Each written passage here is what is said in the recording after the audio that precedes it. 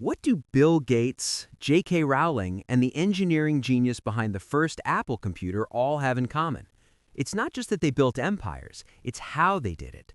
They all harnessed a power that society tells us to avoid: solitude. Maybe you felt it too, that your best ideas come not in a crowded meeting, but in the quiet moments when you're by yourself. But society sells us a lie, that to be successful you must be a social butterfly. This creates a deep-seated fear that being alone leads to failure. But how do you know if you're tapping into powerful solitude or just isolating yourself? Stay with me to find out. In this video, we're going to dismantle the myth that being a loner is a liability. I'll show you exactly how the world's most brilliant minds turned their time alone into a secret weapon for insane focus and groundbreaking ideas, and how you can unlock that same superpower. Let's be real. From a young age, the world is set up to reward the extrovert. In school, it's all about group projects and popularity contests. In the workplace, it's open-plan offices, team-building retreats, and mandatory after-work drinks. The pressure is relentless. The message is clear. To get ahead, you have to be out there. This creates a huge, damaging stigma for anyone who naturally leans towards solitude. If you prefer a quiet night with a book over a loud party, you're labeled antisocial. If you need space to think deeply instead of brainstorming in a chaotic group, you're not a team player. This pressure is especially intense today. You might feel that if you're not constantly networking, you're falling behind. Young entrepreneurs are fed a nonstop narrative of hustle culture, a world of endless video calls and connection requests, where taking a day to quietly think feels like a step towards failure. This fear is amplified because we confuse being alone with the pain of loneliness. Society mistakenly treats them as the same thing.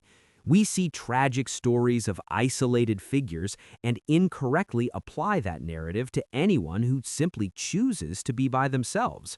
This creates a deep-seated fear that being alone leads to sadness, to being left behind, to stagnation. The myth is that great ideas only spark in collaboration, that networking is the only path to opportunity. But this ignores a fundamental truth about where revolutionary ideas come from. It ignores the quiet work, the deep thought, and the solitary struggle that comes before the breakthrough. We're so terrified of missing out that we fail to see the incredible power we're giving up by never allowing ourselves to be truly alone with our thoughts. We've been taught to fear the silence. But what if the silence is where the magic happens? What if the very thing society calls a weakness is actually the key to unlocking your true potential? So, how do you answer that question from the beginning? How do you know if you're in powerful solitude or just painful isolation? The answer lies in dismantling the biggest misconception of all, that solitude and loneliness are the same thing. Psychologically, they're worlds apart. Loneliness is a painful, negative state. It's a feeling of involuntary isolation, a hunger for connection that isn't being met. You can be in a room full of people and feel profoundly lonely because you lack a meaningful connection. Loneliness is a state of lacking. Solitude, on the other hand, is a choice. It's the deliberate act of spending time with yourself. It's not about a lack of connection to others, it's about forging a deeper connection with yourself. Solitude is a state of richness. It's a positive, constructive state of engagement with your own mind. When you choose solitude, you aren't running from others, you are running toward yourself. It's a chance to recharge, reflect, and hear your own inner voice without the noise of the outside world. While chronic loneliness can be detrimental to your health, chosen solitude is incredibly beneficial. It boosts creativity, improves focus, and fosters emotional regulation. Think of it this way. Loneliness is being forced to eat alone when you desperately want company. Solitude is choosing to treat yourself to a delicious meal where you can savor every bite without distraction. One is a punishment, the other is a luxury. This distinction is the entire key. Society's stigma is built on confusing the two. It sees a person alone and assumes they are lonely. But the modern geniuses we're about to discuss understood this difference perfectly. They didn't just tolerate solitude, they actively sought it out. They knew it wasn't a sign of being unwanted, but a space where they could create something the world had never seen before. The first and most obvious superpower of the loner is the ability to achieve a state of deep, insane focus. In our modern world, focus is the rarest commodity. We live in an attention economy where every app and every notification is engineered to pull you out of the moment.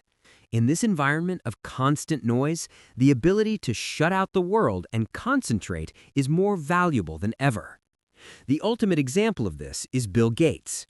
Twice a year, for his entire career at Microsoft, Gates would go on what he called a think week. He would retreat completely alone to a secluded cabin. No meetings, no phone calls, no distractions. Just him, a stack of books, and proposals from his employees. For 7 days, he would do nothing but read and think for up to 18 hours a day.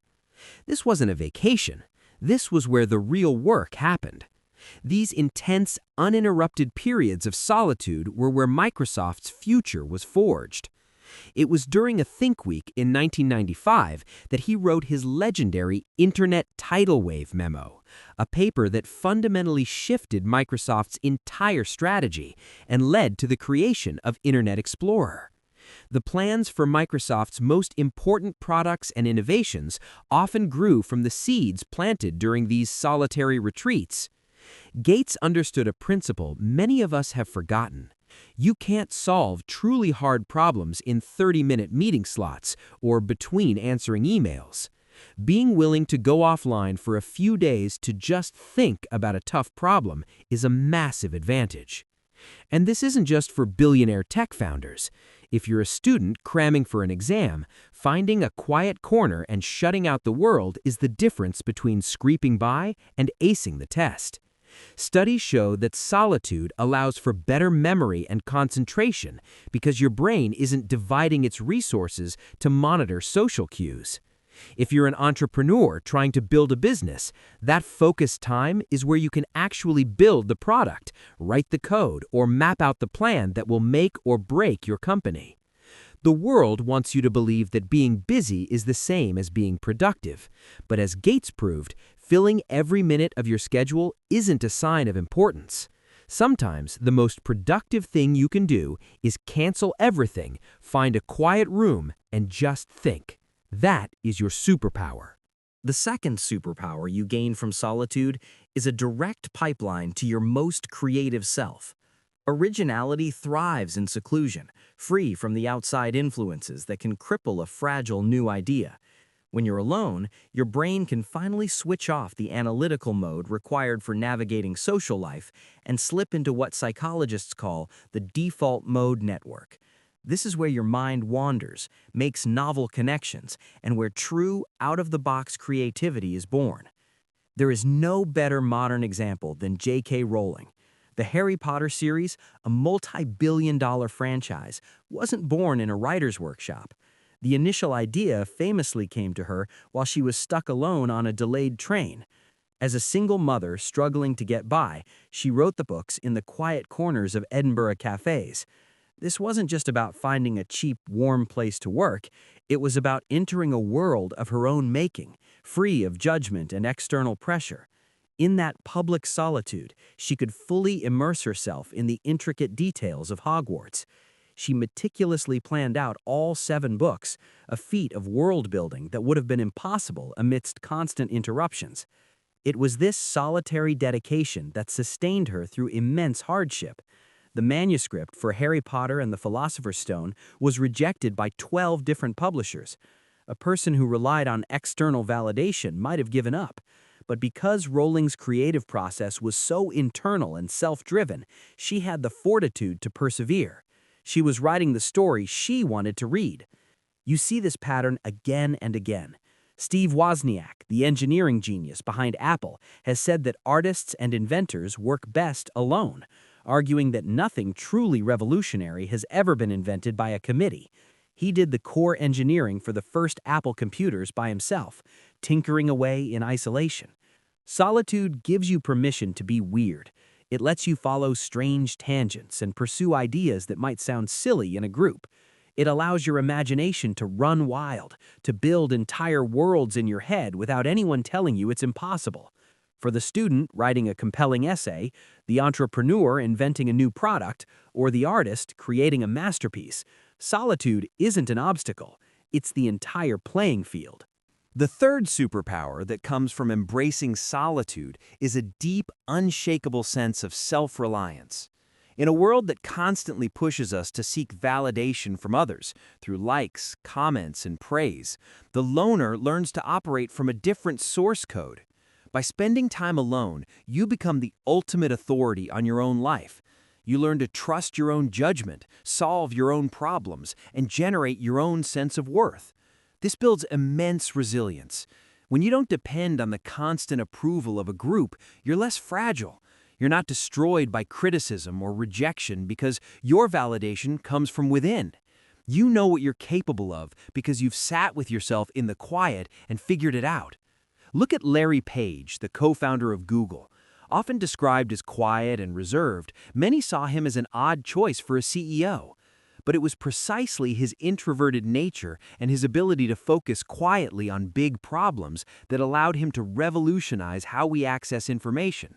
He wasn't driven by the need to be the loudest person in the room. He was driven by a deep internal mission. Wozniak embodies this even more powerfully. He was the quiet, behind-the-scenes genius to Steve Jobs' extroverted showman. Wozniak has said he designed the first Apple computers because he wanted them for himself, not because he was trying to build a billion-dollar company. This internal motivation is what allowed him to build the technical foundation of Apple without needing the spotlight. Learning to be comfortable in your own company teaches you that your happiness and success are not dependent on external factors. For a student facing a tough challenge, it's the ability to push through without needing constant encouragement. For an entrepreneur whose first venture fails, it's the resilience to start again, because your self-belief isn't tied to that one outcome. Society teaches us to lean on others, which is important, but solitude teaches you how to stand on your own. And in a world that's unpredictable, the ability to be your own rock is one of the most powerful skills you can have. So, back to that question we asked at the beginning. Has society given us the wrong formula for success? The answer, proven by the quiet geniuses who shape our world, is a definitive yes. We're taught that you first get successful and then you might have to deal with isolation. But the truth is the opposite. You first embrace solitude, and from that solitude you generate success. The inventor Nikola Tesla said it perfectly over a century ago. Be alone. That is the secret of invention. Be alone. That is when ideas are born. The mind is sharper and keener in seclusion and uninterrupted solitude. This isn't just forgotten wisdom. Think about the global lockdowns during the pandemic. While incredibly challenging, this forced period of isolation became an unexpected crucible for creativity. Stripped of commutes and social obligations, many people finally had the quiet space to think, create, and build. It was like a planetary scale think week, and it validated what top performers have known all along. This brings us back to the most powerful anecdote of all, J.K. Rowling. Imagine her, a single mother on welfare, scribbling in the corner of a cafe. By society standards, she was the definition of failure. She was alone, poor, and rejected. But in that solitude, she wasn't failing. She was forging an empire. She was turning a personal low point into a professional high, using her solitude as a shield against the world's doubt. That billion-dollar series wasn't created in spite of her solitude, it was created because of it. Solitude is not a waiting room for your life to begin. It is where your life begins. It's the accelerator. From Isaac Newton discovering gravity during a plague quarantine to Larry Page quietly sketching out a new search engine, history proves it. Solitude is the common denominator of the innovator. It is the secret ingredient. So if you're someone who feels more at home in the quiet, who needs space to think, who recharges by being alone, you are not broken. You're not antisocial. You're not destined for failure. You are, in fact, perfectly designed for a world that demands deep focus, relentless creativity, and unbreakable resilience. The pressure to be a social butterfly is just noise. The real power is in the silence. It's in the ability to shut out the world and connect with yourself. Modern icons like Bill Gates, J.K. Rowling, and Steve Wozniak aren't exceptions. They are the proof. They teach us that chosen isolation isn't loneliness, it's a launch pad. It unlocks insane focus, world-changing creativity, and the self-reliance to see your vision through. Embrace your need for solitude. It isn't a weakness, it's your secret superpower. So here's the challenge. For your next big project, study session, or business idea, intentionally schedule 30 minutes of uninterrupted solitude. Turn off the notifications and see what happens when you give your mind the space it deserves. And if this hit home, tag a friend in the comments who's been grinding in silence and share your own breakthrough moments below. Don't forget to subscribe for more insights on how to thrive in a noisy world.